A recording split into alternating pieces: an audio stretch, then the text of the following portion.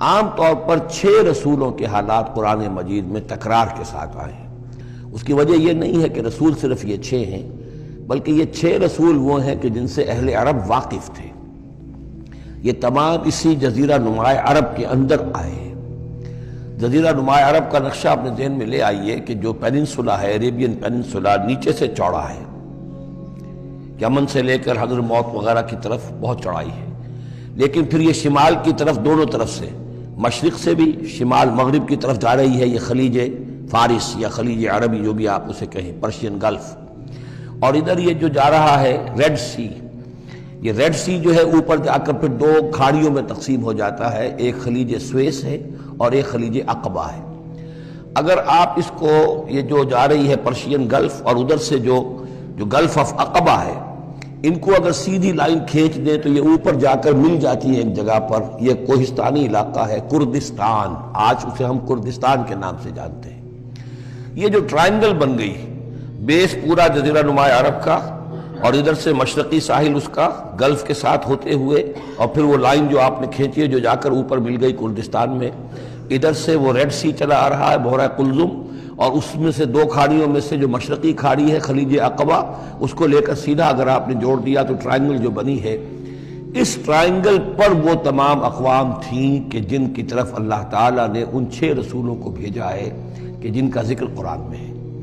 اس کی وجہ یہ ہے کہ جزیرہ نماء عرب تو جزیرہ نما کہلاتا ہی ہے، لیکن اس کے اوپر بھی اس ٹرائنگل کے اندر جو 2 ملک آتے ہیں، ان میں سے ایک کا نام عراق ہے، ایک کا عرب، ایک کا شام ہے، لیکن اصل میں یہ بھی ملک عرب ہی کے حصے ہیں۔ عراق عرب، شام عرب اور الجزیرہ، یہ جزیرہ کہلاتا ہے، جزیرہ نما جو نیچے ہے،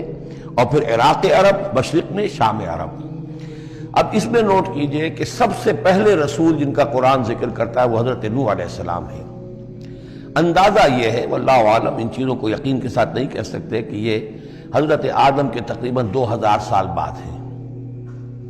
اور یہ جو ٹرائنگل کا ایپیکس ہے، اوپر کا قلعہ، یہاں یہ قوم آباد تھی جہاں حضرت نوح علیہ السلام بھیجے گئے۔ اس وقت تک نسل انسانی صرف یہی تھی، اور پوری دنیا میں کبھی نسل انسانی پھیلی نہیں تھی۔ اس علاقے میں حضرت نوح علیہ السلام کی قوم تھی، یا پوری نسل انسانی تھی، وہاں حضرت نوح علیہ السلام بھیجے گئے، وہیں وہ عذاب آیا۔ اسی پر اوپر چل کر جو ہے وہ پہاڑی بھی ہے، ارارات کی پہاڑی جو ہے، جو کوہ جودی، جس پر کہ جا کر ان کی کشتی ٹکی ہے۔ جب پوری قوم ان کی ختم کر دی گئی، حضرت نوح علیہ السلام کی دعوت پر وہ ایمان نہیں لائے، اور پوری کی پوری قوم کو ہلاک کر دیا گیا، صرف چند لوگ بچے، تو اب ان کے 3 بیٹوں سے نسل انسانی چلی۔ ایک بیٹا جو سام ہے وہ جنوب کی طرف اتر گیا، عراق کی طرف،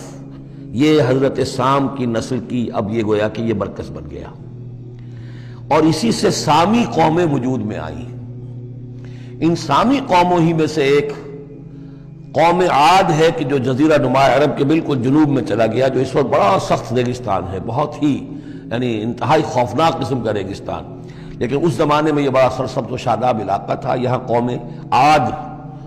آباد تھی، ان کی طرف حضرت ہود بھیجے گئے۔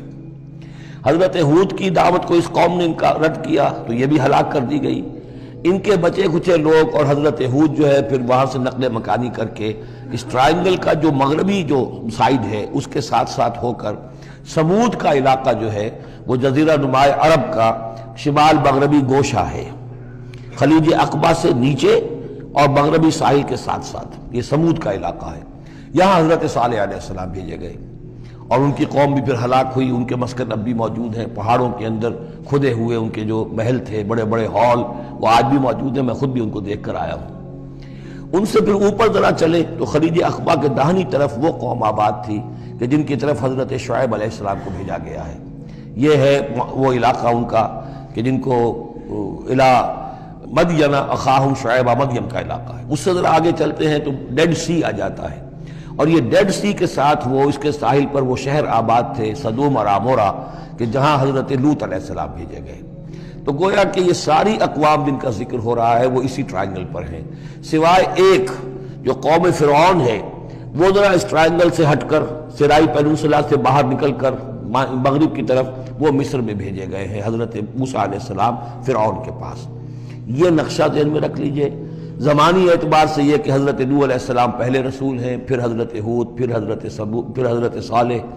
پھر حضرت ابراہیم علیہ السلام کی بعثت ہوئی ہے، لیکن ان کا معاملہ انباء الرسل کا نہیں ہے بلکہ قصص النبیین کے انداز میں قرآن میں بیان ہوا ہے۔ ان کے بھتیجے ہیں جو حضرت لوط علیہ السلام، ان کو بھیجا گیا ہے، یہ جو عبورہ اور صدوم کی بستیاں تھیں، انہی کے ایک بیٹے تھے